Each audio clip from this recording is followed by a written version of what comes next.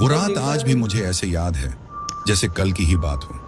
हवा की सर्दी, मेरे ऑटो के इंजन की हल्की घरघराहट और सूनी सड़कों की खामोशी, सब कुछ जैसे थम सा गया था। आधी रात का वक्त था, वो घड़ी जब ऐसा लगता है कि पूरी दुनिया सांस रोककर किसी अनहोनी का इंतजार कर रही हो। मेरा नाम अर्जुन है। मैं पिछले 10 साल से ऑटो चला रहा हूँ। ये काम बहुत बड़ा तो नहीं, लेकिन ईमानदारी की कमाई है। ऐसी रातें मेरे लिए आम थीं, खासकर हमारे छोटे से कस्बे शिवपुर में, जहां सूरज ढलने के बाद जिंदगी धीमी हो जाती है। ज्यादातर सवारियां देर रात के कामगार या वो मुसाफिर होते थे जो बसों की कमी के चलते फंस जाते थे। उस रात मैं पुराने बस अड्डे के पास खड़ा था, किसी सवारी का इंतजार कर रहा था। चाय की दुकान की मिट्टी के तेल की लालटेन दूर से टिमटिमा रही थी और उसकी रोशनी से परछाइयां ऐसे नाच रही थीं जैसे भूतों का खेल चल रहा हो। मैं सोच रहा था कि अब घर लौट जाऊंगा, तभी मैंने उसे देखा। वो अचानक कहीं से प्रकट हुई, स्ट्रीट लाइट की हल्की रोशनी के नीचे खड़ी थी। उसकी साड़ी फीकी थी, लगभग सफेद, और उसके हाथ में एक छोटा सा कपड़े का बैग था। उसने ऊपर नहीं देखा, न कोई इशारा किया, बस चुपचाप वहां खड़ी थी, जैसे किसी का इंतजार कर रही हो कि कोई उसे देखे। मैंने झिझकते हुए उसे देखा। उसमें कुछ अजीब सा था, कुछ ऐसा जो सही नहीं लग रहा था, लेकिन सवारी तो सवारी थी और मुझे अपनी कमाई के लिए मना करने का हक नहीं था। मैडम, कहाँ जाना है?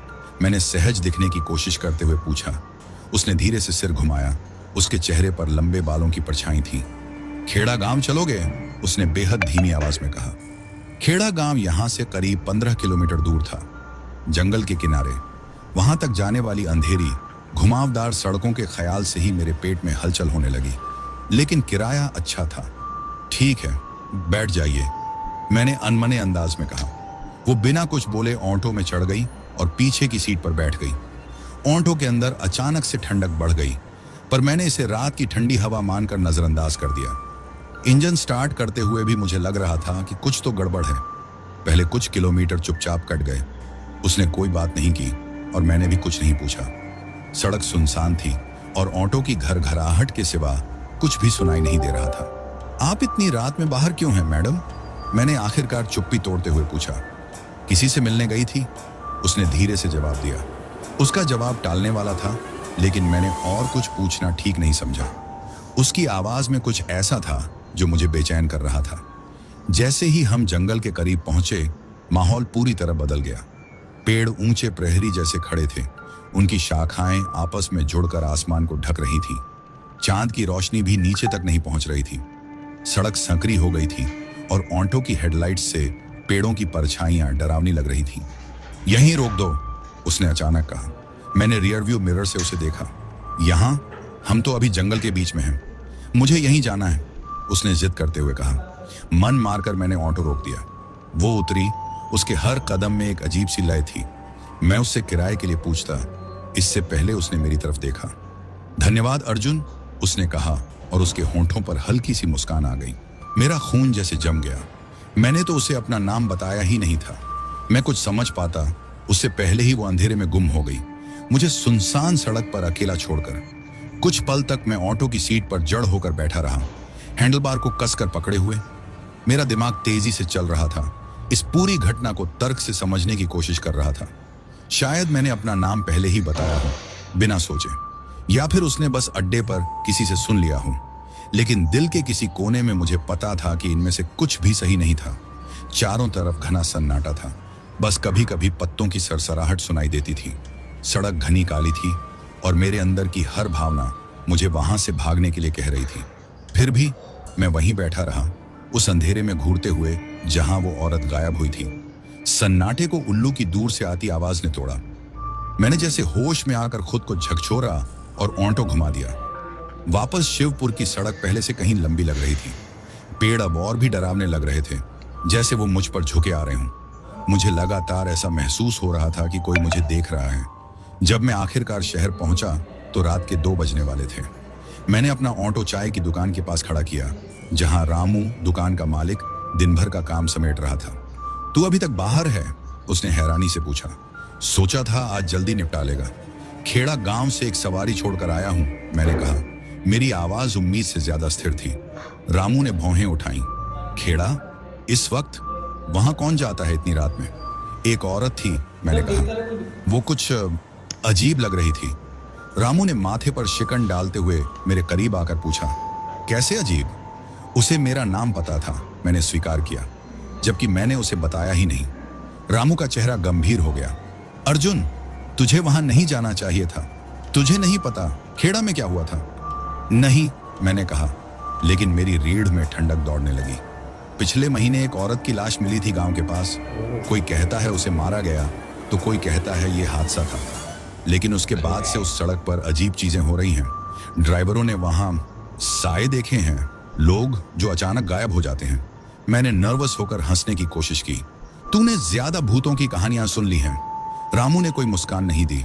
सावधान रहे अर्जुन, कुछ रास्तों को यूं ही छोड़ देना बेहतर होता है। अगले कुछ दिन बिना किसी घटना के गुजर गए। मैंने अपनी पुरानी सड़कों पर ही सवारी उठाई और जंगल की उस सड़क से दूर ही रहा। लेकिन उस औरत से हुई मुलाकात मेरे जहन में बसी रही। उसका पीला चेहरा, उसकी धीमी आवाज और वो जिस तरह अंधेरे में गायब हो गई थी, सब कुछ किसी अधूरे सपने जैसा महसूस हो रहा था। और फिर 5वीं रात वो फिर से सामने आ गई। वो एक धीमी रात थी। मैंने अभी अभी बाजार के पास एक सवारी को छोड़ा था और सोच रहा था कि अब घर लौट जाऊं। तभी मैंने उसे देखा। वो उसी स्ट्रीट लैंप के नीचे खड़ी थी। उसकी सफेद साड़ी मध्यम रोशनी में हल्के से चमक रही थी। मेरा दिल जोर जोर से धड़क रहा था जब मैंने ऑटो रोका। मैडम, मैंने हिचकते हुए पुकारा। वो पहले की तरह शांत चेहरे से मुझे देख रही थी। खेड़ा गांव, उसने कहा। हर भावना मुझे वहां से भाग जाने और कभी वापस न लौटने के लिए कह रही थी। लेकिन मेरी जिज्ञासा या शायद पागलपन का एक अंश मुझ पर हावी हो गया। बैठ जाइए, मैंने कहा। मेरी आवाज लगभग फुसफुसाहट में बदल गई। इस बार मैंने चलते चलते बार बार रियरव्यू मिरर में उसे देखा। उसका चेहरा बिल्कुल खाली था, जैसे किसी भावना का कोई अंश भी नहीं। उसके हाथ उसकी गोद में आराम से टिके हुए थे। ऑटो के अंदर की हवा हर गुजरते किलोमीटर के साथ ठंडी होती जा रही थी और जंगल का रास्ता पहले से कहीं ज्यादा अंधेरा लग रहा था। जब हम फिर से उसी जगह पहुंचे जहां उसने पहले उतरने को कहा था, वो बोली, यहां रोक दो। मैंने ऑटो रोका, लेकिन मेरे हाथ हैंडल बार पर कांप रहे थे। मैडम, आप कौन हैं? मैंने किसी तरह लड़खड़ाती आवाज में पूछा। उसने कोई जवाब नहीं दिया, बस हल्की सी मुस्कान दी। ऑटो से उतरी और जंगल में चली गई। मैं वहीं बैठा रहा, उसकी ओर देखता हुआ, जब तक कि एक आवाज ने मेरी रगों में ठंडक न भर दी। एक धीमी फुसफुसाहट जो मेरे पीछे की सीट से आ रही थी। मैंने धीरे धीरे डरते डरते पीछे देखा। सीट खाली थी, लेकिन फुसफुसाहट जारी थी, हल्की और स्पष्ट। फिर अचानक वो आवाज बंद हो गई। मैंने और कुछ जानने की कोशिश नहीं की। मैंने जल्दी से ऑटो को गियर में डाला और पूरे रास्ते कांपते हाथों के साथ शहर की ओर भागा। अगली सुबह मैं मंदिर गया। ऐसा कुछ मैं आमतौर पर नहीं करता था। मैं ज्यादा धार्मिक आदमी नहीं था, लेकिन मुझे जवाब चाहिए थे। मंदिर के पुजारी पंडित शर्मा, जो एक बुजुर्ग व्यक्ति थे, ने मेरी बात ध्यान से सुनी। जब मैं अपनी कहानी खत्म कर चुका तो उन्होंने गंभीरता से मेरी ओर देखा। अर्जुन, उन्होंने कहा, तूने एक आत्मा का सामना किया है, एक भटका हुआ प्रेत जो उस जंगल से बंधा हुआ है। मेरा ही क्यों? मैंने निराशा से भरे स्वर में पूछा। वो मुझसे क्या चाहती है? कभी कभी आत्माएं कुछ खास लोगों की ओर खींचती हैं, उन्होंने कहा। शायद तुझे देखकर उसे कोई याद आया हो, या शायद उसे तेरी मदद चाहिए। मदद? मैंने दोहराया। कैसी मदद? पंडित ने सिर हिलाया। यह मैं नहीं कह सकता, लेकिन सावधान रहे अर्जुन, ऐसे अनुभव बिना परिणाम के नहीं आते। अगले कुछ हफ्तों में वो मुठभेड़ और भी ज्यादा बार बार होने लगी। वो औरत लगभग हर रात दिखाई देने लगी और हमेशा उसी जगह जाने को कहती। हर बार फुसफुसाहटें और तेज होती, हवा और ठंडी। मैंने रात में ड्राइविंग से डरना शुरू कर दिया, लेकिन मैं रोक नहीं सका। जैसे कोई अनजाना बल मुझे खींच रहा था, हर बार उसे उठाने पर मजबूर कर रहा था। एक रात जब मैं उसे जंगल के रास्ते से ले जा रहा था, वो बोली, क्या तुम किस्मत पर यकीन करते हो अर्जुन? उसकी आवाज धीमी लेकिन दृढ़ थी। मैं कुछ पल चुप रहा। मुझे नहीं पता, मैंने ईमानदारी से कहा। उसने हल्की मुस्कान दी। तुम्हें पता चल जाएगा। मैं कुछ और पूछ पाता, उससे पहले ही वो गायब हो गई। एक पल वो पीछे की सीट पर थी और अगले ही पल वहां कोई नहीं था। अगली सुबह मैं पसीने से तरबतर उठ बैठा। रात की घटनाएं मेरे दिमाग में बार बार घूम रही थीं, जैसे किसी टूटी हुई फिल्म की रेल। उसके पीले चेहरे की छवि और किस्मत के बारे में उसकी बात, इन सब ने मुझे झकझोर दिया था। उस दिन मैंने ड्राइविंग से बचने का फैसला किया। मैं अपने छोटे से किराए के कमरे में बैठा दीवार को घूरता रहा, इन सब का मतलब समझने की कोशिश करता रहा। वो कौन थी, बार बार क्यों आती थी, और वो ऐसे गायब क्यों हो जाती थी। लेकिन शाम होते होते मेरी बचत ने मुझे ऑटो स्टैंड पर वापस खींच लिया। काम छोड़ना मेरे बस में नहीं था। मैं जैसे तैसे अपना गुजारा कर पा रहा था। उस रात मैंने उस बस स्टैंड से बचने की कोशिश की जहां वो पहले दिखाई दी थी।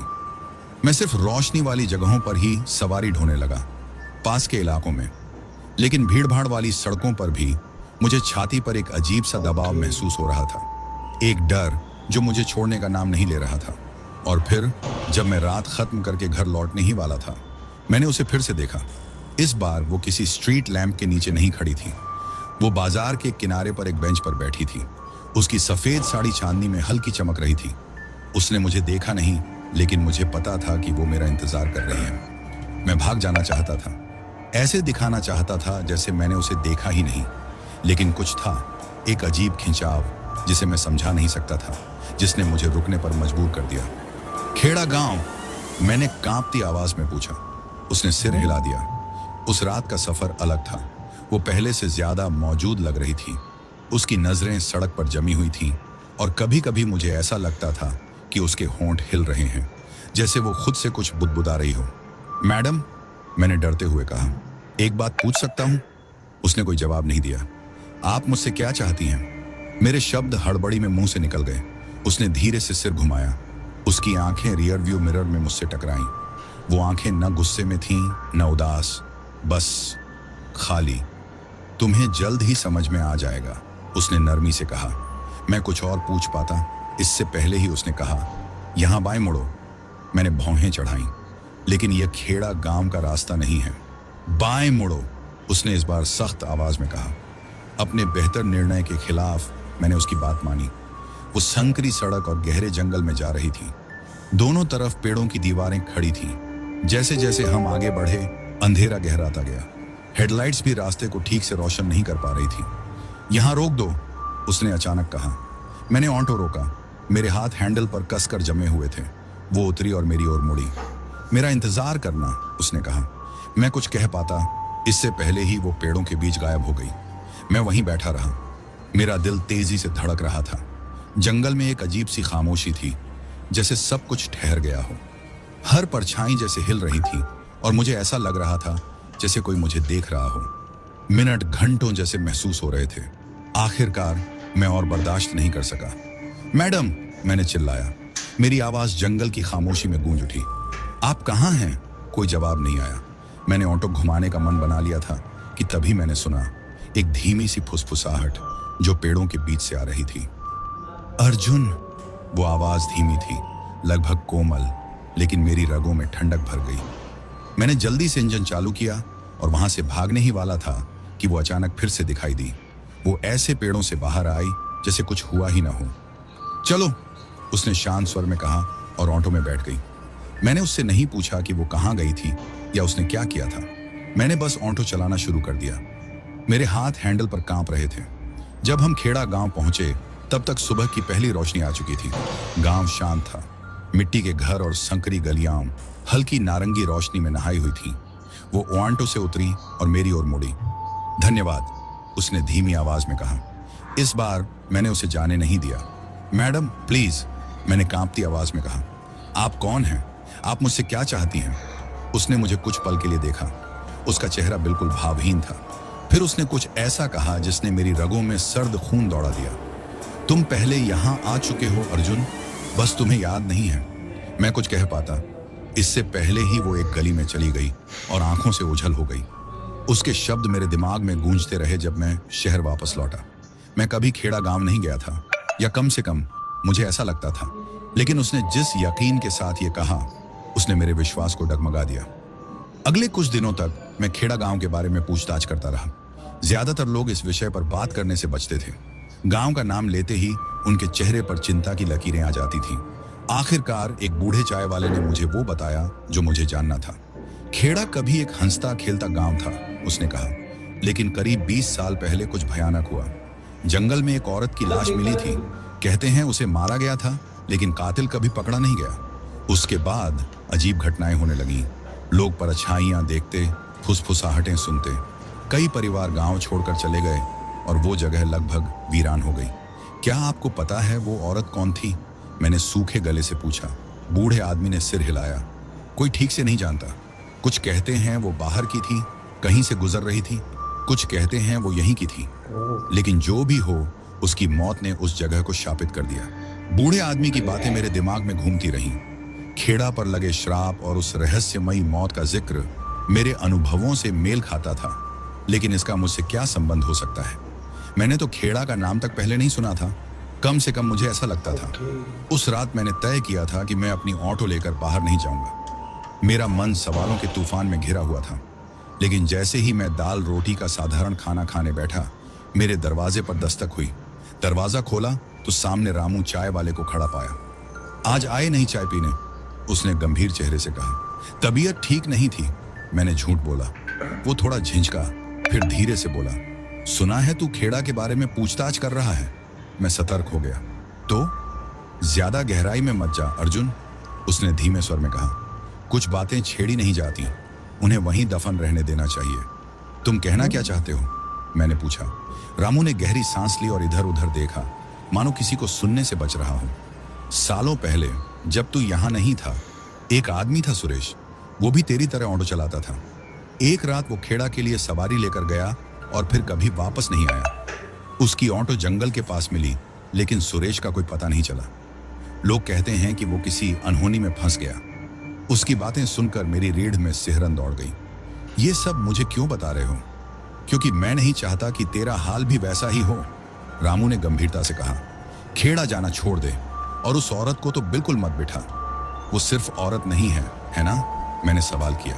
रामू ने कोई जवाब नहीं दिया, बस मुड़कर धीरे धीरे चला गया और मैं दरवाजे पर खड़ा सोचता रह गया, जवाबों से ज्यादा सवालों के साथ। रामू की चेतावनी के बावजूद खेड़ा और उस रहस्यमयी औरत का ख्याल मेरे दिमाग से नहीं निकल रहा था। मैंने खुद से वादा किया कि मैं उससे बचूंगा, अपनी रोजमर्रा की सवारियों तक सीमित रहूंगा। लेकिन शायद किस्मत या उससे भी कुछ खतरनाक मेरे लिए कुछ और ही योजना बना चुका था। अगली रात जब मैं एक देर रात की सवारी छोड़कर लौट रहा था, मैंने उसे फिर देखा। वो शहर के बाहरी इलाके में एक स्ट्रीट लाइट के नीचे खड़ी थी। उसकी सफेद साड़ी हवा में हल्के हल्के लहरा रही थी।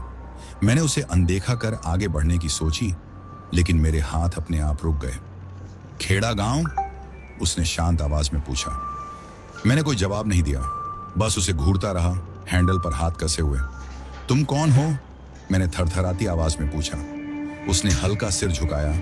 उसकी काली आंखें मेरी आंखों में गहराई तक उतरती सी लगी। तुम पहले से जानते हो? उसने कहा। उसके शब्दों ने मेरी रीढ़ को ठंडा कर दिया। नहीं, मैंने सिर हिलाते हुए कहा। मैं तुम्हें नहीं जानता। मैं कभी खेड़ा नहीं गया। उसके चेहरे पर कोई बदलाव नहीं आया। इस जन्म में नहीं, उसने हल्के स्वर में कहा। मैं उसके शब्दों का मतलब समझ पाता उससे पहले ही वो चुपचाप ऑन्टो में बैठ गई। चला, उसने कहा। अपने डर और तर्क के खिलाफ मैंने ऑन्टो आगे बढ़ा दी। उस रात खेड़ा का रास्ता पहले से भी ज्यादा अंधेरा और डरावना लग रहा था। दोनों तरफ जंगल ऐसे था जैसे किसी जीवित चीज ने मुझे घेर लिया हो। हर गुजरते किलोमीटर के साथ हवा और ठंडी होती जा रही थी और मेरी हेडलाइट्स अंधेरे को मुश्किल से काट पा रही थी। जैसे ही मैंने ऑटो चलाना शुरू किया, वो औरत धीरे धीरे गुनगुनाने लगी। उसकी धुन अजीब सी थी, अनजानी, फिर भी अजीब तरह से सुकून देने वाली।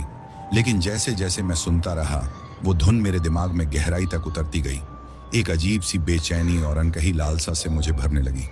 यहीं रोक लो, उसने अचानक कहा, मानो किसी जादू को तोड़ते हुए। मैंने कांपते हाथों से ऑटो रोका। वो बाहर निकली और मेरी तरफ मुड़ी। मेरे साथ चलो, उसने कहा। क्या? मैंने हकबकाते हुए पूछा। मेरे साथ चलो, उसने दोहराया। अब समय आ गया है कि तुम याद करो। क्या याद करूं? मैंने फुसफुसाते हुए कहा। उसने कोई जवाब नहीं दिया, बस पलटी और जंगल की ओर बढ़ने लगी। मेरे अंदर की हर भावना मुझे रोकने की कोशिश कर रही थी। हर सोच कह रही थी कि मैं ऑटो में बैठा रहूं, उसे छोड़कर भाग जाऊं। लेकिन फिर भी एक अनदेखी ताकत जो मेरे नियंत्रण से बाहर थी, मुझे उसके पीछे खींच ले गई। हम दोनों बिना कुछ कहे चलते रहे। समय का पता ही नहीं चला। जंगल इतना घना था कि हर आवाज उसमें दब जाती थी। आखिरकार हम एक खुली जगह पर पहुंचे जो चांद की हल्की रोशनी से नहाई हुई थी। वहां बीच में एक पुराना बरगद का पेड़ खड़ा था जिसकी जड़ें किसी कंकाल की उंगलियों की तरह ट्विस्टेड और भयानक थीं। वो औरत पेड़ के सामने रुकी और मेरी तरफ मुड़ी। यहीं पर सब हुआ था, उसने कहा। क्या हुआ था? मैंने पूछा। हालांकि मुझे डर था कि जवाब सुनने की हिम्मत मुझ में नहीं थी। उसने मुझे अपनी खाली सी आंखों से देखा और पहली बार मैंने उसके चेहरे पर एक भावना देखी, दुख। यहीं पर तुमने मुझे मारा था, उसने कहा। उसके शब्दों ने मुझे जैसे भीतर से झकझोर दिया। यह नामुमकिन है, मैंने सिर हिलाते हुए कहा। मैंने अपनी जिंदगी में किसी को कभी नुकसान नहीं पहुंचाया। इस जन्म में नहीं, उसने धीरे से कहा, लेकिन पिछले जन्म में तुम वही इंसान थे जिसने मेरी जान ली। मैं लड़खड़ाते हुए पीछे हटा। मेरा दिमाग चकरा गया। यह सच कैसे हो सकता है? यह सब बेईमानी था। लेकिन जैसे ही मैंने उसकी आंखों में देखा, कुछ पुरानी और दबी हुई यादें उभरने लगीं। एक दूसरी दुनिया, एक दूसरा समय। मैंने खुद को उस बरगद के पेड़ के नीचे खड़ा देखा। मेरे हाथ खून से सने हुए थे। मैंने उसे जमीन पर पड़े देखा। उसकी सफेद साड़ी खून से भीगी हुई थी। मैंने उसकी आवाज सुनी जो दया की भीख मांग रही थी, और फिर अपनी आवाज सुनी, ठंडी और बेरहम।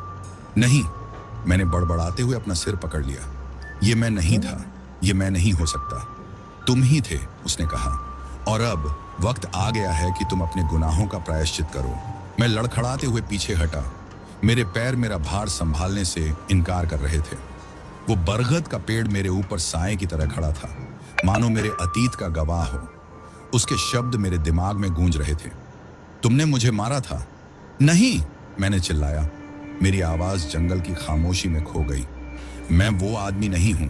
मुझे तो ये भी नहीं पता वो कौन था। तुम भूल गए हो, उसने कहा। उसकी आवाज शांत थी, लेकिन उसमें गहरी पीड़ा थी। लेकिन आत्मा कभी नहीं भूलती। आत्मा हमेशा याद रखती है। मैं पुनर्जन्म पर विश्वास नहीं करता, मैंने सिर पकड़ते हुए कहा। ये पागलपन है। वो एक कदम आगे बढ़ी। चांदनी उसकी फीकी और उदास चेहरे पर पड़ रही थी। पागलपन हो या सच्चाई, इससे कोई फर्क नहीं पड़ता। कर्ज तो चुकाना ही होगा। तुम मुझसे क्या चाहती हो? मैंने लगभग रोते हुए पूछा। मेरी आवाज में अब बेबसी साफ झलक रही थी। तुम मुझे क्यों परेशान कर रही हो? उसकी निगाहें नरम हो गईं। एक पल के लिए ऐसा लगा जैसे उसमें कुछ इंसानी झलक बाकी हो, कुछ नाजुक, कुछ टूटा हुआ। मैं बदला नहीं चाहती अर्जुन, मैं बस मुक्ति चाहती हूँ। लेकिन उसके लिए तुम्हें अपने कर्मों का सामना करना होगा। उसने ये कहा ही था कि मेरे चारों ओर की दुनिया बदलने लगी। जंगल गायब हो गया और मैं खुद को एक धूल भरी गांव की सड़क पर पाया, जहां सूरज सिर पर आग बरसा रहा था। मैं अब अपने ऑटो में नहीं था, बल्कि पैदल चल रहा था। मेरे हाथ में एक भारी डंडा था। मेरे सीने में गुस्से का एक अजीब सा बोझ महसूस हो रहा था, लेकिन क्यों, ये मुझे समझ नहीं आ रहा था। मेरे सामने वो औरत तेजी से चल रही थी। उसकी साड़ी हवा में लहरा रही थी। उसका चेहरा जवान था, उस दर्द से परे जो अब उसकी पहचान बन चुका था। रुको, मैंने चिल्लाया। मेरी आवाज पराई लग रही थी, फिर भी जानी पहचानी। वो मुड़ी, उसकी आंखें डर से बड़ी हो गईं। प्लीज, उसने हाथ जोड़ते हुए कहा। मैंने तुम्हें नाराज करने का इरादा नहीं किया, मैं तो बस मदद करने की कोशिश कर रही थी। मदद? मैंने थूकते हुए कहा, उसके पास बढ़ते हुए। तुम्हें लगता है मेरे मामले में दखल देना मदद है? मुझे नहीं पता था कि वो ऐसे रिएक्ट करेगा, उसने कहा। उसकी आंखों से आंसू बह रहे थे। मैं कसम खाती हूँ, मैंने ऐसा कभी नहीं सोचा था। झूठ, मैंने दहाड़ते हुए कहा और डंडा उठाया। मैं खुद को रोकने की कोशिश करता रहा, लेकिन वो कोशिश बेकार थी। डंडा उसकी ओर तेजी से गिरा। लकड़ी और मांस के टकराने की आवाज गूंजी और फिर उसकी चीख हवा में तैर गई। नहीं, मैंने बड़बड़ाते हुए कहा, उस दृश्य को जैसे किसी बाहरी व्यक्ति की तरह देख रहा था। ये मैं नहीं हूं, मैं ऐसा कभी नहीं कर सकता। लेकिन दृश्य खत्म नहीं हुआ। एक के बाद एक वार। उसकी चीखें धीरे धीरे कमजोर पड़ने लगीं, जब तक कि वो जमीन पर बेहोश नहीं गिर गई। उसका खून धरती को रंग रहा था। मैं अचानक वर्तमान में लौट आया, एक जोरदार सांस के साथ। मेरे घुटने कमजोर पड़ गए। वो औरत मेरे सामने खड़ी थी, खामोश और गंभीर। उसकी आंखों में एक प्राचीन दर्द साफ झलक रहा था। अब तुमने देख लिया, उसने कहा। तुमने देख लिया कि तुमने मेरे साथ क्या किया था। मैं कुछ बोल नहीं पाया। मेरा गला सूख गया था और मेरी सांसें जैसे किसी बोझ के नीचे दब रही थीं। ये मैं नहीं था, मैंने घुटी हुई आवाज में कहा। वो कोई और था, मैं नहीं, वो तुम ही थे, उसने धीरे से कहा, और उसके पापों का बोझ तुम्हें उठाना होगा। मेरी आंखों से आंसू बहने लगे। मैं जमीन पर गिर पड़ा। मुझे नहीं पता था, मैंने फुसफुसाते हुए कहा। मुझे कुछ याद नहीं था, इसीलिए मैं वापस आई हूं, उसने कहा। तुम्हें सजा देने नहीं, बल्कि तुम्हें सब याद दिलाने के लिए। तभी हम दोनों को शांति मिलेगी। अगले कुछ दिन धुंध की तरह बीते। न मैं खा सका, न सो सका।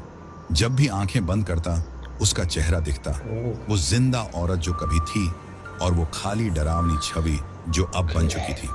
मैंने ऑटो चलाना बंद कर दिया, उससे फिर से मिलने के डर से। लेकिन उसने मुझे फिर भी ढूंढ निकाला। वो एक रात मेरे कमरे में आ गई। तेल के दिए की हल्की रोशनी में उसकी परछाई उतनी ही स्वाभाविक लग रही थी जितना खुद दिया। अब समय आ गया है, उसने कहा। उसकी आवाज कोमल थी, लेकिन उसमें दृढ़ता थी। किस चीज का समय? मैंने पूछा, हालांकि मुझे पहले ही जवाब का अंदाजा था। प्रायश्चित करने का, उसने कहा। चलो मेरे साथ। वो मुझे खींचा गांव के उस पुराने बरगद के पेड़ तक जहां उसकी मौत हुई थी। जंगल अजीब तरह से शांत था, मानो उसने अपनी सांसें थाम रखी हों। उसके निर्देश पर मैंने एक ऐसा अनुष्ठान किया जिसे मैं पूरी तरह समझ नहीं पाया। उसने मुझे पेड़ की जड़ों के पास एक छोटा सा दिया जलाने को कहा और उसके चारों ओर गेंदे की पंखुड़ियां बिखेरने को कहा। अब, उसने कहा, वो शब्द बोलो जो मैं कहती हूं। मैंने उसके शब्द दोहराए। मेरी आवाज कांप रही थी। वो किसी प्राचीन भाषा में थे जो मधुर लेकिन अनजानी थी। जैसे जैसे मैंने बोलना शुरू किया, चारों ओर का माहौल बदलने लगा। एक अजीब गर्माहट ने उस जगह को घेर लिया और हवा पहले से हल्की और कम भारी महसूस हुई। जब मैं खत्म हुआ तो उसने मुझे देखा। उसकी आंखों में एक हल्की दुख भरी मुस्कान थी। शुक्रिया, उसने कहा। क्या सब खत्म हो गया? मैंने मुश्किल से फुसफुसाते हुए पूछा। मेरे लिए हाँ, उसने कहा। तुम्हारे लिए तब तक नहीं, जब तक तुम इसे खत्म मानने की इजाजत न दो। मेरी आंखों के सामने वो धीरे धीरे फीकी पड़ने लगी। उसके रूप के साथ ही अंधेरा छंटने लगा। वो पहली किरणों में घुल गई और मैं वहीं बैठा रहा, उस जगह को देखता जहां वो खड़ी थी। मेरे सीने का भार जैसे उठ गया, लेकिन उसकी जगह एक नया बोझ आ गया। उस गुनाह का बोझ जिसे मैंने भले ही पिछले जन्म में किया हो, पर उसकी याद अब मेरे साथ थी। मैंने फिर से ऑटो चलाना शुरू किया, लेकिन मैंने खेड़ा वाली सड़क से बचना शुरू कर दिया। गांव वाले कहने लगे कि अब जंगल उतना डरावना नहीं लगता, जैसे कोई काला साया वहां से हट गया हो। मैंने उसे फिर कभी नहीं देखा, लेकिन कभी कभी देर रात मुझे उसकी मौजूदगी का एहसास होता, एक हल्की सी याद दिलाती हुई उस अतीत की जिसे मैं बदल नहीं सकता था, और उस भविष्य की जिसे मैं अब भी बदल सकता था। जिंदगी फिर से एक कमजोर से संतुलन में आ गई, लेकिन मैं पहले जैसा इंसान नहीं रहा। हर बार जब मैं किसी सवारी को उठाता या शहर की सड़कों पर चलता, मुझे लगता जैसे एक अदृश्य धागा मुझे खेड़ा से बांधे हुए है। भले ही वो औरत अब गायब हो गई थी, उसकी कहानी और मेरी आत्मा में गहराई से बस चुकी थी। मैं शांत हो गया, ज्यादा सोचने वाला। एक दिन जब मैं चाय के ढाबे पर बैठा था, तो रामू चाय वाले ने मुझसे कहा, कुछ बदल गया है तुझ में अर्जुन। लगता है जैसे बोझ कम हुआ है, लेकिन सुकून अभी भी नहीं आया। मैंने कंधे उचकाए, पूरी सच्चाई बताने से बचते हुए। कुछ बोझ मिटने में वक्त लगता है, मैंने कहा। रामू ने सिर हिलाया।